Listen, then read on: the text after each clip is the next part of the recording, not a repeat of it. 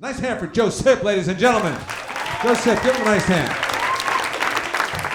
My son recently said something crazy to me, man. It freaked me out because I love music, and we've been talking about music all night long. I was raised on the Ramones, the Clash. I was raised on punk rock. You know what I'm saying?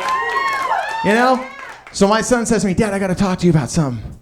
I'm like, all right, serious moment. It was over breakfast. Cheerios, soy milk. I'm making it happen. And he says to me, Dad, I got to ask you a question. I said, all right, what do you got to ask me? He's like, who's Nickelback?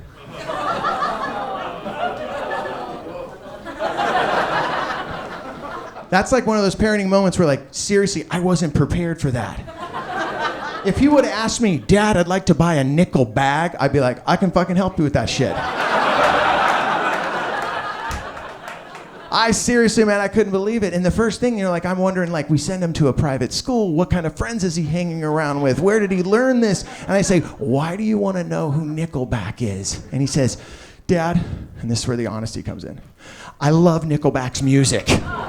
Right there, I thought my heart was gonna fucking stop. Like fucking die right in front of him. It would have been a nightmare. He would have been like, I killed my dad, he died, he did a header into the Cheerios, soy milk everywhere. At a certain point, he would have met a therapist. You didn't kill your father. Yes, I did. Why do you think you killed your father? Because the last thing I ever said to him was, I love Nickelback.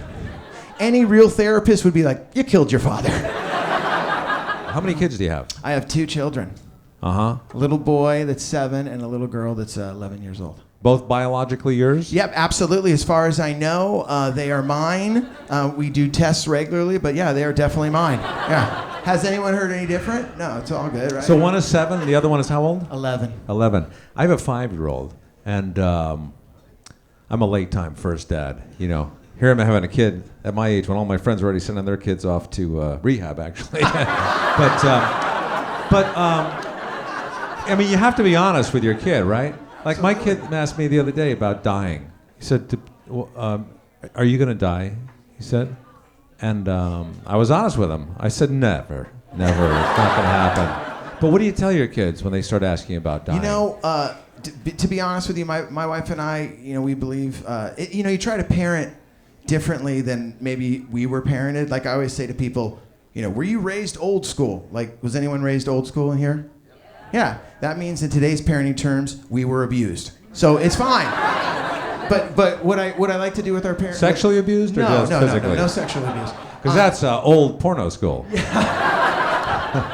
No, I think with death and dying, we've always tried to be as honest as we can. But, they ask you... My daughter was asking us, where babies came from when she was like, 5 years old. Yeah. It was crazy. And what'd you tell them? I said to my wife, hey, she's asking some questions. You should cruise in there. I'm going to go get a couple Coors Lights. I'll talk to you guys in a little bit. Did you ever think you lost one of your kids? One time in Palm Springs.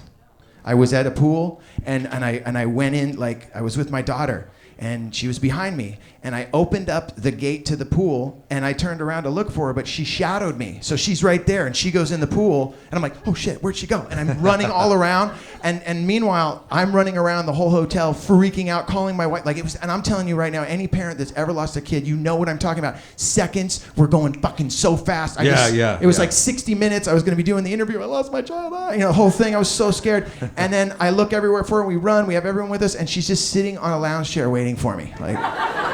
And when I walked up, she's like, fucking smoking. What the fuck? Where you been? And did you punish her old school? No, I seriously hugged her and I was just crying. I was so freaked out.